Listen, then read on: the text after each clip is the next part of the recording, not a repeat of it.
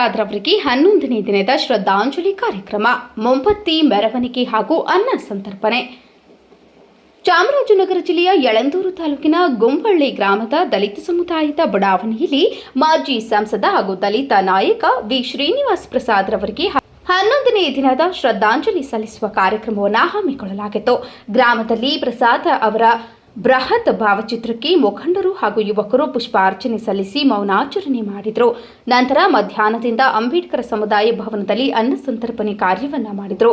ರಾತ್ರಿ ಗ್ರಾಮದ ಪ್ರಮುಖ ರಸ್ತೆಗಳಲ್ಲಿ ಮೊಂಬತ್ತಿ ಹಚ್ಚಿ ಹೆಚ್ಚಿನ ಸಂಖ್ಯೆಯಲ್ಲಿ ಮೌನ ಮೆರವಣಿಗೆ ಮಾಡುವ ಮೂಲಕ ಶ್ರೀನಿವಾಸ್ ಪ್ರಸಾದ್ ರವರಿಗೆ ಶ್ರದ್ಧಾಂಜಲಿ ಅರ್ಪಿಸಿದರು.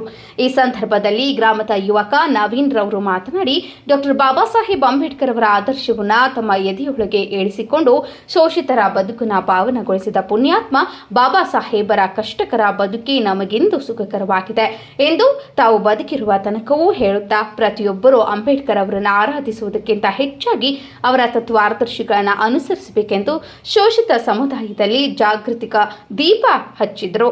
ಶ್ರೀನಿವಾಸ್ ಪ್ರಸಾದ್ ಸಾಹೇಬರು ಅವರು ಸ್ವಾಭಿಮಾನವನ್ನ ಬಿಟ್ಟು ಬಾಲ ಬುಡುಕ ರಾಜಕಾರಣವನ್ನ ಮಾಡಿದ್ದರೆ ಎಂದೋ ಈ ರಾಜ್ಯದ ಮುಖ್ಯಮಂತ್ರಿ ಆಗಿರ್ತಿದ್ರು. ಆದರೆ ಅದು ಅವರಿಗೆ ಒಗ್ಗದ ವಿಷಯವಾಗಿತ್ತು. ತಮ್ಮ ಇಡೀ ಜೀವನದಲ್ಲಿ ಯಾರನ್ನೂ ಹೆದರಿಸಲಿಲ್ಲ, ಹಾಗೆಯೇ ಯಾರಿಗೂ ಹೆದರಲಿಲ್ಲ. ತಮ್ಮ ಜನೋಪಯೋಗಿ ಗುಣದಿಂದ ದಲಿತರು ಮಾತ್ರವಲ್ಲದೆ ದಲಿತೇತರರಾದ ಪ್ರತಿಯೊಂದು ವರ್ಗವನ್ನು ಪ್ರೀತಿಯಿಂದ ಗೆದ್ದವರು. ರಾಜಕಾರಣಿಗಳಲ್ಲೇ ಅವರ ವ್ಯಕ್ತಿತ್ವ ವಿಶಿಷ್ಟವಾದದ್ದು ಎಂದು ತಿಳಿಸಿದರು.